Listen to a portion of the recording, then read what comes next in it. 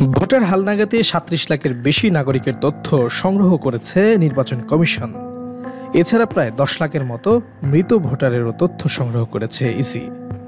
সোমবার তথ্য সংগ্রহের শেষ দিনে এমন তথ্য জানা গেছে। জাতীয় পরিচয় নিবন্ধন অনুবিভাগের মহাপরিচালক এস এম হুমায়ুন কবির জানান, রোববার পর্যন্ত ১০,৩৯,২২০ জন মৃত ভোটারের তথ্য আমরা সংগ্রহ করেছি। আর নতুন করে ভোটার হবে এমন ৩৭,৪৫,৭৮৪ জন নাগরিকের তথ্য সংগ্রহ করেছে। সোমবারের তথ্য এখনও যোগ হয়নি, তাই এ সংখ্যা বাড়তে বা কমতে পারে। গত ২০ জানুয়ারি বাড়ি বাড়ি গিয়ে ভোটার তালিকা হালনাগাদের জন্য তথ্য সংগ্রহের কাজ শুরু করেছিল নির্বাচন কমিশন। সোমবার ছিল তথ্য সংগ্রহের শেষ দিন। ৫ ফেব্রুয়ারি থেকে শুরু হবে ছবি তোলা, আঙ্গুলের ছাপ ও চোখের আইরিশের প্রতিচ্ছবি গ্রহণের কাজ, যা চলবে ১১ এপ্রিল পর্যন্ত। ২০০৭ থেকে ২০০৮ সালে ছবিযুক্ত ভোটার তালিকা প্রণয়নের পর ভোটার তালিকা হালনাগাদ করা হয়েছে ৬ বার।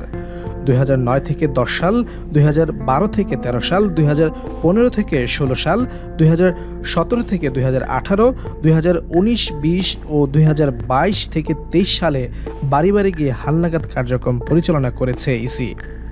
ভোটার তালিকা হালনাগাদে নতুন ভোটার হওয়ার জন্য যেসব কাগজপত্র সংগ্রহকারীদের দিতে হবে: ১৭ ডিজিটের অনলাইন জন্ম সনদের কপি, জাতীয়তা বা নাগরিকত্ব সনদের কপি, নিকটাত্মীয়ের এনআইডির ফটোকপি, পিতামাতা, ভাই বোন প্রভৃতি। এসএসসি বা দাখিল সমমান অষ্টম শ্রেণী পাশের সনদের কপি প্রযোজ্য ক্ষেত্রে।